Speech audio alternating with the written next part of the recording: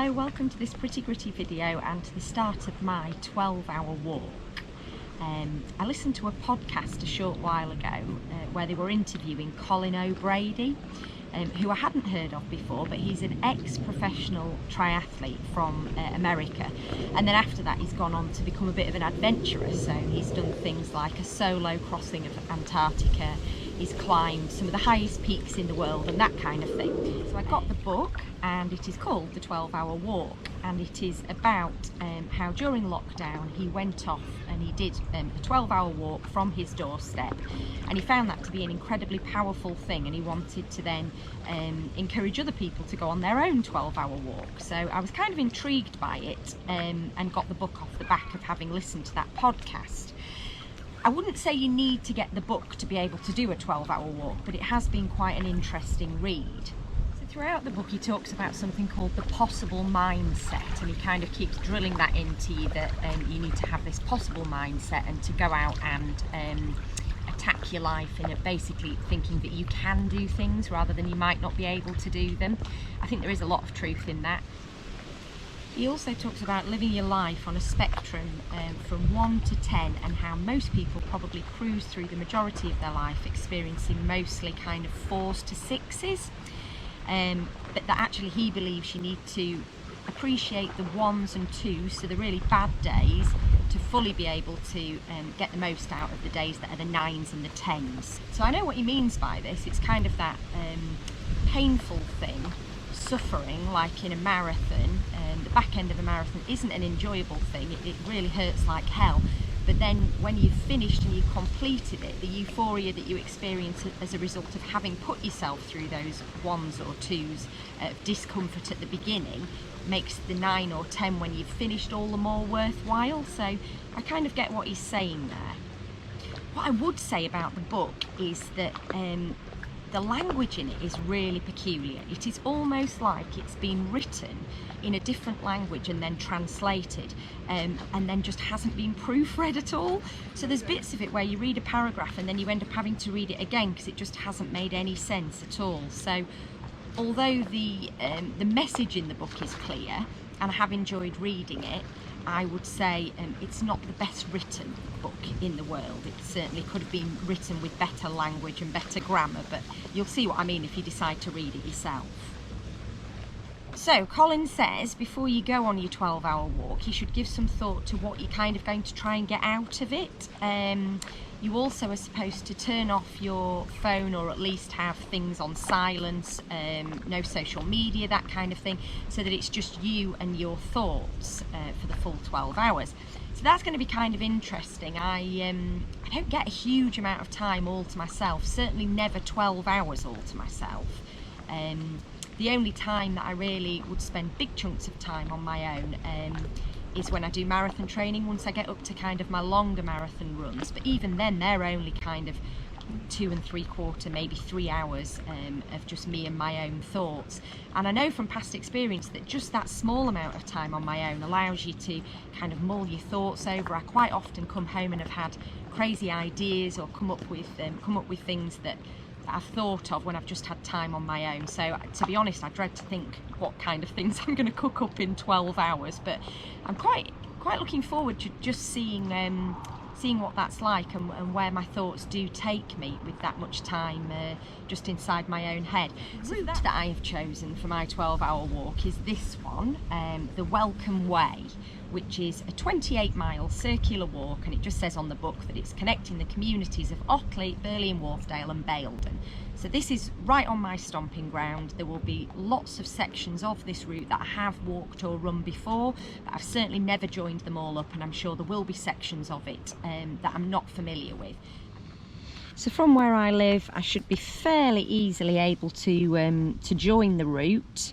It's just going to add a little tiny bit of distance. Probably the nearest place for me to get onto the route is going to be here in Guiseley, and then as you can see, it's going to take me out through Otley, up over a stretch of moor, into Denton, drops down into the edge of Ilkley, into Burley and Wharfedale, back up over the moor and towards Baildon. There is an option here that you can add an extra loop, the Bingley loop, which I think is a further 9 miles, so probably not realistic to expect I'm going to include that as well, but then I'm going to come back over the Trigg and into Baildon village and then climb back up.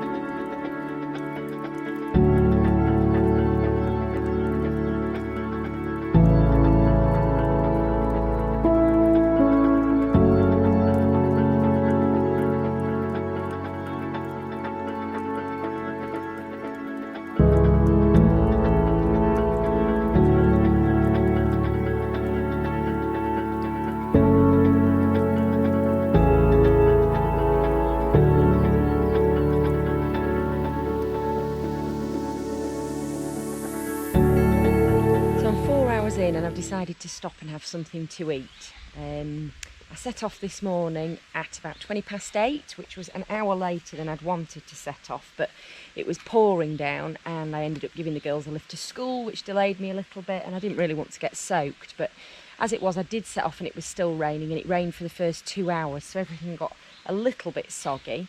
It stopped for a couple of hours and now it's started again, so I thought I'll just have my lunch underneath these trees so I don't get too soaked through again. And also I'm hungry. I have worked up an appetite. My feet are really wet. I've also noticed I've got some kind of split in the front of this boot, but to be honest, I think I've had these boots for 20 years. I got them for a trip to Borneo, so they definitely don't owe me anything, so that might be something that I have to replace. But so yeah, my feet are wet. Might put a fresh pair of socks on, I think, and let some air to my feet, which shout out Hayes Outdoors. We watch his videos and he always says that when you stop you should let some air to your feet, so I'm actually going to do that before I start to eat this. This is a deliciously yellow pasta. The reason it's bright yellow is it's got turmeric in it, which is supposedly really good for your joints, which would be nice because my hip's aching a little bit, so maybe it gets to work straight away, which would be good. So from here, I'm going to go down this lane into Denton and then down into the bottom of the valley, and then from there out through Ben Ridding and up onto the moor again on the other side. So I'll update you again in a little while. Okay. It's really raining again now. I've taken my socks off to let some air to my feet. They look like little wrinkly, shriveled prunes, my toes do, so the boots are definitely letting water in. I meant to say I've been recording all of the walks so far on a time lapse, just because I didn't want to get too distracted with talking to the camera and that kind of thing. So I'm hoping that's working. I've never done a time lapse for as long as this before, so fingers crossed you get to see some of the route and the views, because when it hasn't been raining it is a really nice walk. Seen a few other walkers, so I've said hello and had a bit of a chit chat with them. I don't think that's against the rules, it doesn't say that in the book. I think it'd be rude anyway just to ignore people just because you're walking on your own. Yeah, so that's it. I hope this eases off again. Miserable.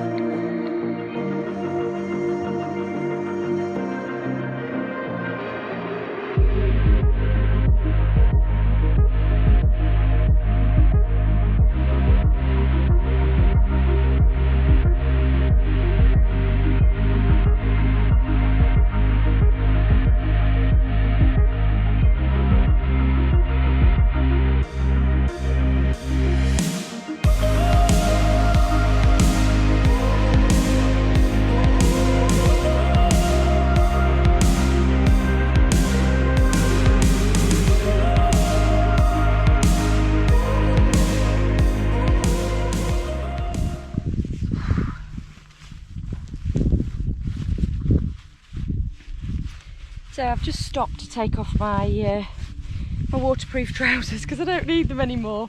Haven't needed them for about the last 5 miles. I've been sweating, boiling inside of them, but couldn't be bothered to stop. So I'm stopping now because I'm just overheating. Well into the walk now. I think I've been going for seven hours, so certainly over halfway. And I'm right up on the moor now, up above Ilkley. Ilkley's down in the bottom over there. That's Otley over there. So yeah, the last bit was quite a climb up out of the bottom really, and I felt a little bit disheartened at one point where I thought, God, you're only halfway. I felt like I've been walking forever, but I think that's just because I do running as well. Walking just seems to take so long to cover the same distance. But anyway, I'm up the hill now. Lovely views up here. Weather's completely changed, so it's much nicer, which was kind of it. So yeah, I'm still quite enjoying myself. It's all good. That's better. God, honestly, they're like being in one of those boil in the bag things. Just bloody condensation on the inside of your trousers, which is great when it's raining, but not great when you don't want to be. You don't need to be kept dry. Oh, roasting! I'm roasting. Right, let me just show you the view.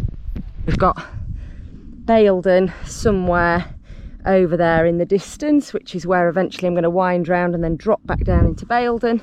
And then I've been from Guiseley over the Chevin down into Otley, out of Otley and across the moor over there, down into Denton, into Benridding, back to Burley and Wharfedale, which is all in the bottom of the valley here that you can't see, and then up over this hill.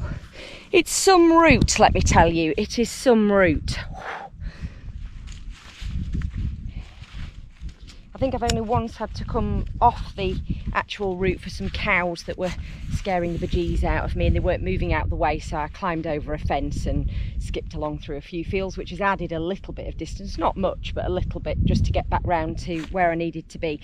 I'm just a little bit worried that the battery on my phone is going to die, and that is where I'm recording the hike, so that will be annoying. I'll still know where I am because I've got the book with me as well, but it'll just mean that I haven't recorded the full distance, which I think is going to be about 30 miles. So anyway, I best crack on.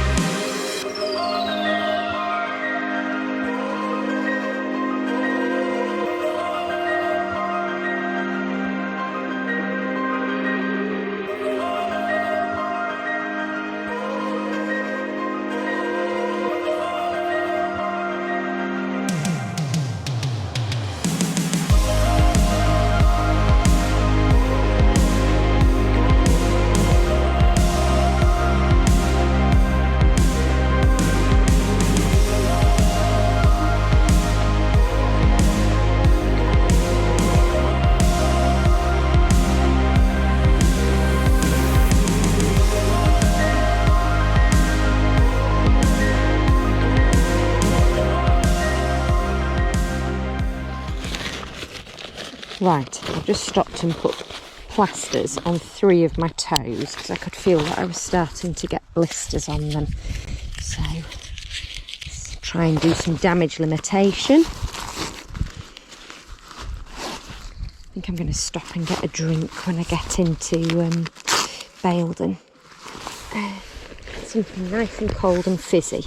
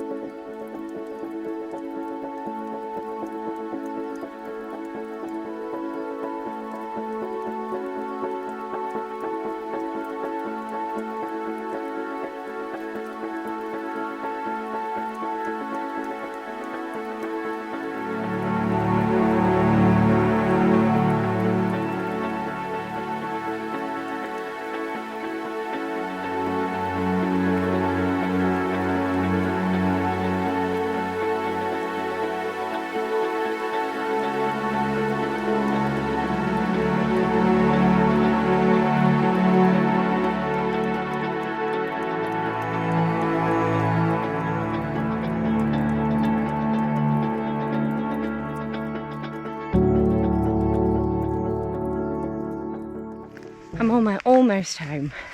It's just gone 8 o'clock and I've probably got a mile, I would say, 1.5 miles maximum back to the house. So it's going to be about 20 past and that will take me to the 12 hours just to go up through Eschol Woods and then back through Guiseley, and that's it. So I feel tired, but quite satisfied, really, I think is the best way to describe it. Okay, well, I'll do a little bit of a debrief when I've got a bit more energy tomorrow. Okay.